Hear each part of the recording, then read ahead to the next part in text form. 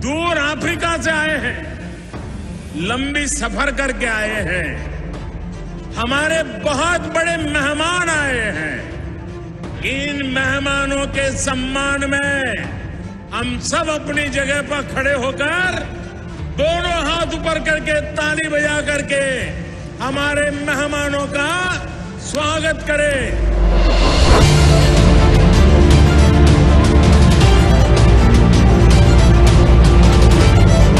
ये चीता आपको सुपुर्द इसलिए किया है कि आप पर हमारा भरोसा है। आप मुसीबत झेलेंगे लेकिन चीते पर मुसीबत नहीं आने देंगे।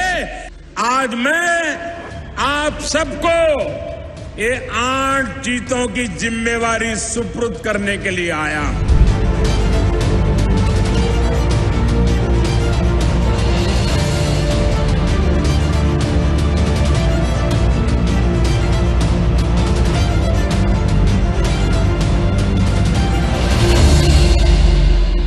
आज हमारे बीच प्रधानमंत्री नरेंद्र मोदी जी आए हैं, ऐतिहासिक सौगात लेके आए हैं।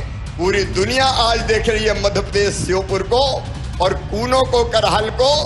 चीता आज प्रधानमंत्री जी ने कूनो में, बाड़े में छोड़े हैं। अब चीता मध्य प्रदेश की धरती पर आए। नमस्कार, स्वागत है आप सभी का साधना न्यूज की इस खास पेशकश में जिसका नाम है विकास पथ पर शिवराज, और मैं हूं आपके साथ ऋषभ राय। इस कार्यक्रम में हम बात करते हैं सीएम शिवराज सिंह चौहान की और सरकार की प्रदेश में सप्ताह भर हुई हलचल के बारे में। तो शुरुआत करते हैं कार्यक्रम की। सबसे पहले बात करेंगे 17 सितंबर की। ये दिन भारत मध्य प्रदेश के लिए ऐतिहासिक रहा है। जी हां, 70 साल के इंतजार के बाद नामीबिया से आए 8 चीतों को देश की जमीन पर उतारा गया, और मध्य प्रदेश के लिए तो ये सबसे ज्यादा गर्व की बात है, क्योंकि इन चीतों का आगमन मध्य प्रदेश की धरती पर हुआ, जहां प्रधानमंत्री नरेंद्र मोदी ने कूनो नेशनल पार्क में बॉक्स खोलकर 3 चीतों को क्वारंटीन बाड़े में छोड़ा। रिकॉर्डेड भाषण में प्रधानमंत्री मोदी ने चीते भेजने के लिए नामीबिया का आभार माना। पीएम मोदी ने चीता मित्रों से कहा, कूनो में चीता फिर से दौड़ेगा तो यहाँ बायोडायवर्सिटी बढ़ेगी, यहाँ विकास की संभावनाएं जन्म लेंगी, रोजगार के अवसर बढ़ेंगे। पीएम ने लोगों से भी अपील की है कि अभी धैर्य रखें, चीतों को देखने नहीं आए, ये चीते मेहमान बनकर आए हैं, इस क्षेत्र से अनजान हैं। कूनो को अपना घर बना पाए, इसके लिए इनको सहयोग देना है। बता दें कि प्रधानमंत्री नरेंद्र मोदी वायुसेना के विमान से सुबह लगभग 10 बजे ग्वालियर पधारे। प्रधानमंत्री का विमानतल पर राज्यपाल मंगूभाई पटेल, मुख्यमंत्री शिवराज सिंह चौहान ने आत्मीय स्वागत किया। प्रदेश के गृह मंत्री डॉक्टर नरोत्तम मिश्रा, जल संसाधन मंत्री और जिले के प्रभारी मंत्री तुलसीराम सिलावट, पूर्व मंत्री जयभान सिंह पवैया, बीजेपी जिला अध्यक्ष कमल माखीजानी ने प्रधानमंत्री का स्वागत किया। विमानतल पर मुख्य सचिव इकबाल सिंह बैंस, पुलिस महानिदेशक सुधीर कुमार सक्सेना मौजूद रहे। चीतों को देश से विलुप्त तो घोषित कर दिया, लेकिन उनके पुनर्वास के लिए दशकों तक कोई सार्थक प्रयास नहीं हुआ। आज आजादी के अमृत काल में अब देश नई ऊर्जा के साथ चीतों के पुनर्वास के लिए जुट गया है। अमृत में तो वो सामर्थ्य होता है जो मृत को भी पुनर्जीवित कर देता है। मुझे खुशी है कि आजादी के अमृत काल में कर्तव्य और विश्वास का ये अमृत हमारी विरासत को, हमारी धरोहरों को और अब चीतों को भी भारत की धरती पर पुनर्जीवित कर रहा है। इसके पीछे हमारी वर्षों की मेहनत है। एक ऐसा कार्य राजनीतिक दृष्टि से जिसे कोई महत्व नहीं देता, उसके पीछे भी हमने भरपूर ऊर्जा लगाई। इसके पीछे एक विस्तृत चीता एक्शन प्लान तैयार किया गया। हमारे वैज्ञानिकों ने लंबी रिसर्च की, साउथ अफ्रीकन और नामीबियाई एक्सपर्ट के साथ मिलकर काम किया। हमारी टीम्स वहां गई, वहां के एक्सपर्ट भी भारत आए। पूरे देश में चीतों के लिए सबसे उपयुक्त क्षेत्र के लिए वैज्ञानिक सर्वे किए गए और तब कूनो नेशनल पार्क को इस शुरुआत के लिए चुना गया। और आज हमारी वो मेहनत परिणाम के रूप में हमारे सामने है। साथियों, ये बात सही है कि जब प्रकृति और पर्यावरण का संरक्षण होता है तो हमारा भविष्य भी सुरक्षित होता है, विकास और समृद्धि के रास्ते भी खुलते हैं। कूनो नेशनल पार्क में जब चीता फिर से दौड़ेंगे तो यहां का ग्रासलैंड इकोसिस्टम फिर से रिस्टोर होगा, बायोडायवर्सिटी और बढ़ेगी। आने वाले दिनों में यहां इको टूरिज्म भी बढ़ेगा,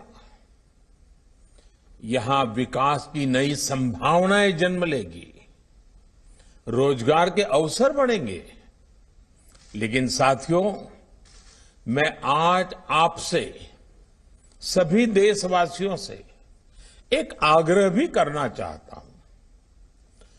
कूनो नेशनल पार्क में छोड़े गए चीतों को देखने के लिए देशवासियों को कुछ महीने का धैर्य दिखाना होगा, इंतजार करना होगा, सहयोग करना होगा। आज ये चीते मेहमान बनकर आए हैं, इस क्षेत्र से अनजान है। कूनो नेशनल पार्क को ये चीते अपना घर बना पाए, इसके लिए हमें इन चीतों को भी कुछ महीने का समय देना होगा। अंतर्राष्ट्रीय गाइडलाइंस पर चलते हुए भारत इन चीतों को बचाने की पूरी कोशिश कर रहा है। हमें अपने प्रयासों को विफल नहीं होने देना है। साथियों, दुनिया आज जब प्रकृति और पर्यावरण की ओर देखती है तो सस्टेनेबल डेवलपमेंट की बात करती है, लेकिन प्रकृति और पर्यावरण, पशु और पक्षी भारत के लिए एक केवल सस्टेनेबिलिटी और सिक्योरिटी के विषय ही सिर्फ है ऐसा नहीं है। हमारे लिए ये हमारी सेंसिबिलिटी और स्पिरिचुअलिटी का भी आधार है। हम वो लोग हैं जिनका सांस्कृतिक अस्तित्व सर्वम खल्विदम ब्रह्म इस मंत्र पर टिका हुआ है। अर्थात संसार में पशु, पक्षी, पेड़, पौधे, जड़, चेतन जो कुछ भी है वो ईश्वर का ही स्वरूप है। तो वहीं 18 सितंबर को सीएम शिवराज सिंह चौहान ने उपराष्ट्रपति श्री धनखड़ का जबलपुर के विमानतल पर स्वागत किया। इस दौरान केंद्रीय जल शक्ति और खाद्य प्रसंस्करण उद्योग राज्य मंत्री Shri Prahlad Patel, minister in waiting लोक निर्माण मंत्री श्री गोपाल भार्गव, सांसद श्री वीडी शर्मा, पर्यटन निगम के अध्यक्ष श्री विनोद गौंटिया, जनप्रतिनिधि और अधिकारियों ने इस दौरान मौजूद रहे। बता दें कि उपराष्ट्रपति श्री जगदीप धनखड़ ने कहा कि अमर शहीद राजा शंकर शाह और कुंवर रघुनाथ शाह की स्मृति में शामिल होने के लिए जबलपुर आए थे। इस मौके पर उपराष्ट्रपति ने कहा कि आज मैं अपने आप को राजा शंकर शाह, कुंवर रघुनाथ शाह के बलिदान दिवस को वे कभी नहीं भूलेंगे। देश की आजादी में जनजातीय वर्ग की भूमिका महत्वपूर्ण रही है। उपराष्ट्रपति ने मुख्यमंत्री श्री चौहान के जनजातीय वर्ग के प्रति प्रेम और तड़प की मुक्त कंठ से सराहना भी की है। राज्यपाल श्री मंगूभाई पटेल ने कहा कि जनजातीय वर्ग की युवा पीढ़ी को पूर्वजों के शौर्य, साहस और पराक्रम से अवगत कराना होगा। उपराष्ट्रपति श्री धनखड़ ने कहा कि आजादी के अमृत महोत्सव में देश के सर्वोच्च पद पर पहली बार जनजातीय वर्ग की महिला का आसीन होना प्रदर्शित करता है कि देश बदल रहा है। उन्होंने कहा कि जनजातीय वर्ग के वीरों और वीरांगनाओं द्वारा आजादी के लिए जगाई गई अलख की लौ स्वतंत्रता तक अनवरत जलती रही। जनजातीय वर्ग के रणबांकुरों के बलिदान ने आजादी दिलाने में महत्वपूर्ण भूमिका निभाई है। उन्होंने साथ कहा कि प्रथम स्वतंत्रता संग्राम में तोप के मुंह पर भी राजा शंकर शाह, कुंवर रघुनाथ शाह का राष्ट्र प्रेम के साथ बलिदान उच्च प्रतिमान स्थापित करता है। जनजातीय वर्ग की वीरांगना रानी दुर्गावती का देश प्रेम और लोक कल्याणकारी शासन प्रणाली प्रेरणादायी है। जब कांग्रेस की सरकार थी, केवल कुछ स्वतंत्रता संग्राम सेनानियों के नाम लिए जाते थे, केवल कुछ लोगों के लिए जाते थे, एक परिवार के लिए जाते थे। लेकिन ये प्रधानमंत्री नरेंद्र मोदी जी हैं जिन्होंने आजादी की लड़ाई के लिए सब कुछ कुर्बान करने वाले हमारे हर क्रांतिकारी का कम से कम स्मारक बने, उसका प्रयास किया और हर एक का बलिदान दिवस हो या जन्म दिवस हो धूमधाम के साथ मनाया जाए, ताकि आज की पीढ़ियां उनके बलिदान को याद कर सके। और इसलिए प्रधानमंत्री जी को मैं हृदय से धन्यवाद देता हूं। मध्य प्रदेश की धरती पर राजा शंकर शाह, रघुनाथ शाह हो, हमारे टंटा भील हो, भीमा नायक हो, बिरसा भगवान हो, जितने जनजातीय नायक हुए सबके स्मारक अगर बनाए तो भारतीय जनता पार्टी की सरकार ने बनाए हैं। कांग्रेस ने तो केवल एक खानदान का नाम लेने का काम किया था। और आज मुझे बताते हुए प्रसन्नता है, पिछले साल इस कार्यक्रम में भारत के गृह मंत्री श्रीमान अमित शाह जी पधारे थे और तब हमने तय किया था राजा शंकर शाह और रघुनाथ शाह का स्मारक बनाया जाएगा। माननीय मुख्यमंत्री शिवराज सिंह जी चौहान का मैं सदैव कृतज्ञ रहूंगा कि उन्होंने मुझे यहां आने का सुअवसर दिया। मुझे यहां आने के बाद पता लगा है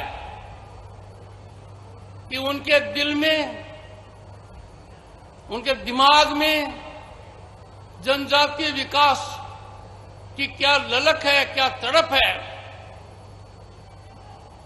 जितना उन्होंने किया है, जो मैंने चलचित्र में देखा है, आपके जीवन के हर पहलू को वो छूता हुआ है। उनका सपना साकार हो रहा है कि जनजाति का हर व्यक्ति, हर बच्चा, हर बच्ची एक सार्थक जीवन यापन करे। जब वो बच्चों से मिल रहे थे, बुजुर्गों के गले लग रहे थे, मैं आश्चर्यचकित रह गया। दोनों तरफ दिल के अंदर पूरा पूरा मिलाप था। ये असाधारण बात है। मध्य प्रदेश वो भूमि है जहां जनजाति के लोग ज्यादा हैं। आजादी के अमृत महोत्सव में एक बहुत क्रांतिकारी कदम हुआ है। जिन जननायकों ने आजादी में योगदान दिया, जिनको हम यथाउचित स्थान नहीं दे पाए, उनके बारे में पूरा सोच किया गया है। वो चीजें धरातल पर उतर रही हैं और जो स्वरूप मैंने देखा है, जो संग्रहालय बनेगा राजा शंकर शाह और कुंवर रघुनाथ जी के लिए, वो सदैव स्मरणीय रहेगा। उसकी रूपरेखा विश्व स्तर की है। माननीय मुख्यमंत्री जी ने, शिवराज सिंह जी चौहान ने उसके लिए धन दे दिया है और मैं मानकर चलता हूं कि जब भी कभी मेरा यहां आना होगा, संग्रहालय में जाना मेरे लिए एक बहुत ही मार्मिक पल होगा। अंदाजा लगाइए, उस कालखंड के अंदर इतना बड़ा बलिदान देना, मौत को इस तरीके से स्वीकार करना, आप और हम सब के लिए प्रेरणादायक है। और मुख्यमंत्री श्री शिवराज सिंह चौहान सोमवार 19 सितंबर को उज्जैन में सद्गुरुदेव ब्रह्मलीन पद्म भूषण स्वामी सत्यमित्रानंद गिरी महाराज की प्रतिमा अनावरण कार्यक्रम में शामिल हुए। उनके श्री चरणों में प्रणाम किया। मुख्यमंत्री चौहान ने कहा कि श्री सत्यमित्रानंद गिरी महाराज का तेज ओजस्वी था। उनकी वाणी सुनते थे तो साक्षात स्वामी विवेकानंद जैसी वाणी सुनाई देती थी। एक नई ऊर्जा का प्रवाहमान उनमें था। ऐसी ओजस्वी और सनातन धर्म की ध्वजा की फहराने में अग्रणी श्री गिरी महाराज को श्रद्धा सहित नमन करता हूं। तो वहीं सीएम शिवराज सिंह चौहान ने घोषणा की कि लाल पुल से हर सिद्धि मंदिर तक सड़क मार्ग का नाम अब ब्रह्मलीन श्री सत्यमित्रानंद गिरी जी मार्ग होगा। इसके साथ ही सीएम ने उज्जैन में भगवान महाकालेश्वर कॉरिडोर का निरीक्षण किया। मुख्यमंत्री चौहान ने कहा कि महाकालेश्वर कॉरिडोर का व्यापक प्रचार प्रसार किया जाए। उज्जैन दर्शन के लिए देश के कोने कोने से आने वाले श्रद्धालु यहां से उनके मन में भगवान महाकालेश्वर और मंदिर के कॉरिडोर की अमिट छाप लेकर जाएं। सीएम शिवराज सिंह चौहान ने महाकालेश्वर कॉरिडोर में निर्मित नवग्रह मूर्तियों, भगवान शिव से जुड़े कथाओं पर केंद्रित चित्रों का अवलोकन किया। मुख्यमंत्री ने कहा कि संबंधित चित्रों के नीचे सरल भाषा में उनका विवरण अंकित कराएं, जिससे आम जन को आसानी से संबंधित कथा की जानकारी मिल सके। मैंने विवेकानंद जी को बोलते हुए प्रत्यक्ष रूप से कभी नहीं सुना, लेकिन जब तक परम पूज्य गुरुदेव स्वामी सत्यानंद गिरी जी महाराज, सत्यमित्रानंद गिरी जी महाराज को जब सुनते थे तो ऐसा लगता था साक्षात विवेकानंद बोल रहे। सरस्वती की जो वहां पर विराजती थी, श्रद्धा और कीर्ति उनकी आत्मिक विकास की थी। उनको देखते ही धन्यता का अनुभव होता था। उनका स्पर्श एक नई ऊर्जा का प्रवाह करता था और उनका स्नेह और आशीर्वाद करोड़ों करोड़ लोगों को लगातार मिलता रहा। ऐसे हमारे परम पूज्य गुरुदेव के चरणों में प्रणाम, श्रद्धा सहित प्रणाम। सचमुच में उन्होंने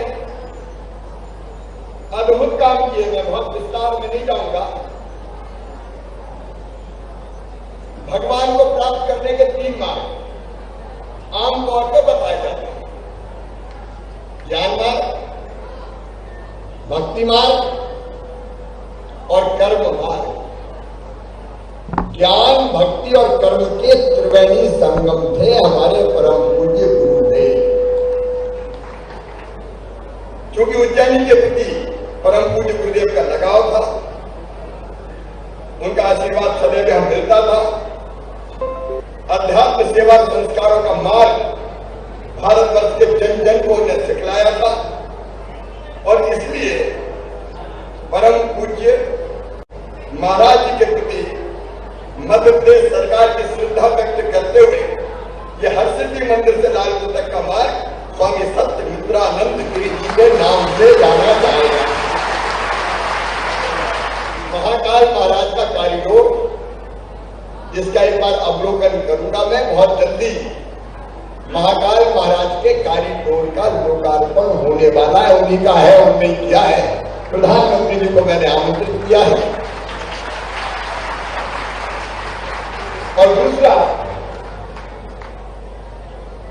आचार्य भगवान जगतगुरु आदिगुरु शंकराचार्य जी महाराज, उनकी प्रतिमा के निर्माण का कार्य प्रारंभ हो गया है, जिसके लिए वो आशीर्वाद देने स्वयं ओंकारेश्वर की धरती पर पधारे थे। एक बार पूज्य स्वामी जी के चरणों में प्रणाम करते हुए मैं अपनी वाणी को विराम देता हूं। और 20 सितंबर को भोपाल में आयोजित आईटीआई की राज्य स्तरीय दीक्षांत समारोह में सीएम शिवराज सिंह चौहान शामिल हुए। बता दें कि जहां पहली बार आईटीआई का दीक्षांत समारोह आयोजित किया गया था, वहीं उत्तीर्ण छात्र छात्राओं को यहां सम्मानित किया गया। सीएम ने भी मंच से छात्रों को उत्साहवर्धन किया और उन्हें जीवन में ऐसे ही आगे बढ़ने के लिए प्रेरित किया और शुभकामनाएं भी दी। आओ बनाएं अपना मध्य प्रदेश, और मध्य प्रदेश अगर हमें बनाना है तो मध्य प्रदेश बनेगा स्किल के माध्यम से, कौशल के माध्यम से।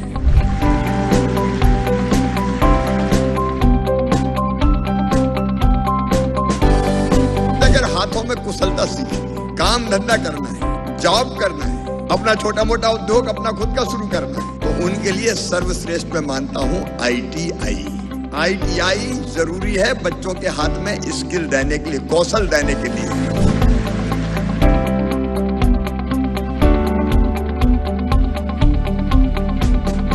अगर युवा हाथों में केवल कौशल दे दिया जाए तो हमारी यही बच्चे चमत्कार कर सकते हैं।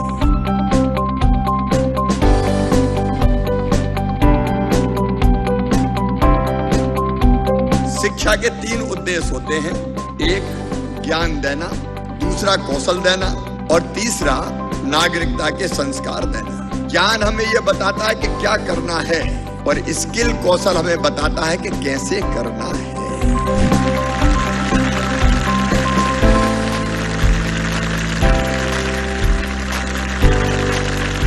और इसलिए हमने तय किया कि हम विश्व स्तरीय ITI, हमारे ITI को धीरे धीरे बनाएंगे। इसलिए गोविंदपुर में ग्लोबल स्किल पार्क बन रहा है, तो इस बात की गारंटी होगी कि वहां से निकलने के बाद प्लेसमेंट मिलेगा ही।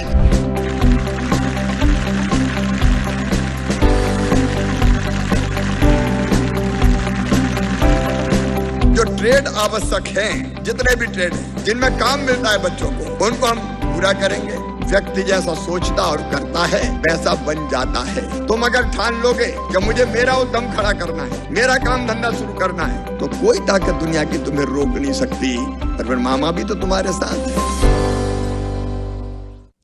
मुख्यमंत्री शिवराज सिंह चौहान ने कहा कि आम जनता को सरकारी दफ्तरों के चक्कर नहीं काटने पड़े, उन्हें गांव में ही शासकीय अमला योजनाओं की जानकारी दें और पात्र हितग्राहियों को लाभान्वित करें। मुख्यमंत्री श्री चौहान उमरिया जिले की ग्राम पंचायत मालियागुड़ा में मुख्यमंत्री जन सेवा अभियान के शिविर को संबोधित कर रहे थे।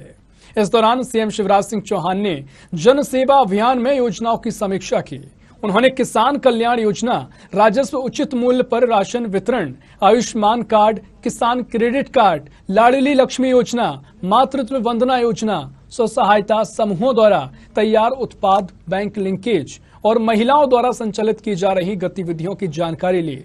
सीएम ने किसानों से किसान कल्याण योजना के लाभों की जानकारी ली।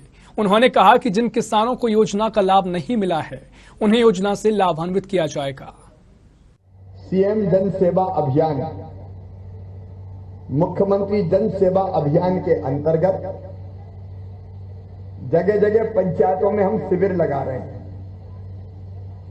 और शिविर इसलिए लगा रहे हैं कि जनता को अपनी समस्याओं के लिए सरकारी दफ्तरों में नहीं भटकना पड़े, बल्कि गांव में ही सरकारी कर्मचारी अधिकारी आए और गांव में ही समस्या का समाधान करें। अच्छा, मैं एक सवाल पूछ रहा हूं कि अब तक इनके नाम क्यों नहीं जुड़े? नहीं सर, इनके जुड़े हुए हैं सर। नहीं जुड़े? कहां जुड़े? नहीं तो हाथ क्यों? भैया देखो, ईमान धर्म से बोलना रे, कोई झूठ मत बोलना। झूठ बोले कौआ काटे, ये समझ रहे ना, तो झूठ कोई मत बोलना। ईमानदारी से फिर से हाथ उठाओ जिनके खाते में ये पैसा नहीं आ रहे किसान। ये कहां के हैं? यहीं के हैं कि आसपास के भी हैं?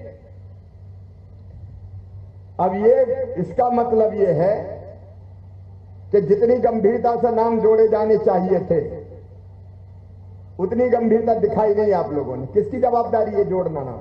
सर मेरी जवाबदारी। तो क्या किया भाई?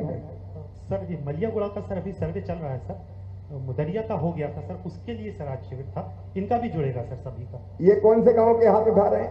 सर इधर ज्यादातर आज मलियागुड़ा के हैं सर। मुदरिया में सर रोड थोड़ी गड़बड़ थी, इसलिए उसका शिविर यहाँ कर दिया सर। ये शिविर नाम मात्र का नहीं होगा जी सर। जो पात्र एक एक के नाम जोड़े जाएंगे जी सर। और स्वयं मीना जी आप इस व्यवस्था को देखिए, एक नाम छूट ना जाए। एक एक नाम जुड़वाएंगे, चिंता मत करना रे भैया। अब तुम्हें नहीं जाना सरकारी दफ्तर, सरकार तुम्हारे गांव में आएगी। लापरवाही नहीं होने से। देने वाले यहां खड़े, तुम जोड़ने में ही हीला हवाली कर रहे हो, क्या दिक्कत है जोड़ने? फटाफट जोड़ो सबके नाम। जी। क्या फोती नामांतरण के? सर अभी करके दो फटाफट। जी सर, फटाफट करो भाई। सर। अच्छा, एक बात और, समय कम है क्योंकि जो रह गए उनके नाम जोड़ने का अभियान है। गरीबों को राशन प्रधानमंत्री गरीब कल्याण योजना और मुख्यमंत्री अन्नपूर्णा योजना में मिलता है राशन की दुकानों पे। और देश और प्रदेश में लगातार फैल रही लंपी वायरस के प्रकोप को लेकर प्रदेश सरकार भी अलर्ट मोड पर आ गई है। इसी को लेकर सीएम शिवराज सिंह चौहान ने प्रदेश की जनता को संबोधित किया और एक महत्वपूर्ण संदेश गौपालकों, पशुपालकों को दिया है। सीएम शिवराज सिंह चौहान ने कहा कि अपने आसपास कीटाणुनाशक का छिड़काव करें, लंपी वायरस से मृत पशुओं को खुले में ना छोड़ें। सरकार की ओर से पशुओं को फ्री में टीकाकरण किया जा रहा है। लंपी वायरस एक पशु से दूसरे पशु में तेजी से फैलता है, इसलिए पशुओं को संक्रमित होने से बचाएं। बता दें कि मध्य प्रदेश के कई जिलों में लंपी वायरस को लेकर अलर्ट जारी किया गया है। हमारे पशुधन पर लंपी वायरस बीमारी के रूप में एक गंभीर संकट आया है। लंपी वायरस तेजी से मध्य प्रदेश में भी पैर पसार रहा है। हम अपने पशुओं को, विशेषकर गौ माता को मां मानकर पूजा करते हैं। गौ माता हो या बाकी पशु हो, हमारी अर्थव्यवस्था को भी मजबूत करने का काम करते हैं। आज जब वे संकट में हैं तो हमारा कर्तव्य है हम इस संकट से उन्हें निकालने के लिए भरपूर प्रयास करें। इन प्रयासों में आप अकेले नहीं हैं, सरकार आपके साथ है। सरकार आपको पूरा सहयोग करेगी। इस बीमारी का टीका भी हम फ्री में लगा रहे हैं। इस बीमारी से निपटने के लिए सरकार कोई कसर नहीं छोड़ेगी, लेकिन सावधानी आपको भी रखनी पड़ेगी। अगर हमने सावधानी नहीं रखी तो हमारा पशुधन गहरे संकट में आएगा। हम वैसे भी जो चेतना मनुष्य में है वही प्राणियों में भी देखते हैं, और इसलिए प्राणियों में सद्भावना हो, विश्व का कल्याण हो, यह हमारा मूल मंत्र है। और विश्व के कल्याण में चाहे गोवंशी हो या भैंसवंशी हो, हमारे इन पशुओं का कल्याण भी सम्मिलित है। इसलिए आवश्यकता इस बात की है कि इस बीमारी को फैलने से रोकने के लिए हम तत्काल इसके रोग के लक्षण पहचानें। लंपी वायरस से संक्रमित होने वाले पशुओं में कई तरह के बदलाव आते हैं। अगर आपके पशुओं में यह लक्षण दिख रहे हों तो तत्काल उनका इलाज करवाएं। संक्रमित होने पर पशुओं को बुखार आने लगता है और वह सुस्त हो जाते हैं, पैरों में सूजन आ जाती है, आंखों से, पानी और मुंह से लगातार लार निकलने लगती है, शरीर में गठानें पड़ने लगती है। ये गठान गोल और उभरी हुई होती है। पशुओं का वजन कम होने लगता है और पूरे शरीर पर छोटे छोटे घाव जैसे उभरे हुए निशान दिखाई देने लगते हैं। दूध देने वाले पशुओं का दूध या तो बंद हो जाता है या कम हो जाता है। इसलिए इस रोग से अपने पशुओं को बचाने के लिए तुरंत उपाय करने की आवश्यकता है, क्योंकि यह बीमारी पशुओं से पशुओं में फैलती है। यह रोग मच्छर, काटने वाली मक्खी इत्यादि के द्वारा भी एक पशु से दूसरे पशु में फैलता है, लेकिन यह बीमारी पशुओं से मनुष्यों में नहीं फैलती। इसलिए इस तरह का डर मन में ना आए। पशुओं के संक्रमित होने के बाद यह वायरस तेजी से फैलता है, इसलिए बेहतर है कि कुछ सावधानियां रखकर पशुओं को संक्रमित होने से बचाया जाए। जो सावधानी है उसके बारे में भी मैं आपको बता रहा हूं। किसी भी एक पशु में लक्षण दिखने पर तुरंत उसे बाकी पशुओं से अलग कर दें और पशुओं के डॉक्टर से संपर्क करें। पशुओं को मक्खी, मच्छर, जूं आदि परजीवियों से बचाकर रखें। संक्रमित इलाके में कीटाणुनाशक का छिड़काव करें। लंपी वायरस से मृत पशुओं के शव को खुले में ना छोड़ें, बल्कि गहरा गड्ढा करके उसमें दफना दें। सरकार की तरफ से फ्री में टीका लगाया जा रहा है। ज्यादा से ज्यादा टीकाकरण इस रोग की रोकथाम कर सकता है, इसलिए टीकाकरण कराएं। हमारे पशु चिकित्सक और बाकी अमला उपचार और रोग के संबंध में आपको सहयोग करने के लिए और परामर्श देने के लिए उपलब्ध है। सरकार आपके साथ खड़ी है, लेकिन चिंता तो हम सबको मिलकर करनी है। जैसे कोविड-19 से इंसानों के बचाव के लिए हमने लड़ाई लड़ी थी, वैसे ही अपने गोवंश के लिए, बाकी पशुओं को बचाने के लिए हमको यह लड़ाई लड़नी पड़ेगी।